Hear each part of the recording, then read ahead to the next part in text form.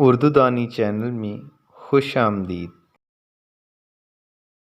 اگر آپ نے ابھی تک ہمارے چینل کو سبسکرائب نہیں کیا تو اب کر لیجئے تاکہ ہماری ہر نئی ویڈیو آپ تک پہنچ سکے۔ ہمارا آج کا ٹاپک ہے اسم۔ کسی شخص، چیز یا جگہ کے نام کو اسم کہتے ہیں۔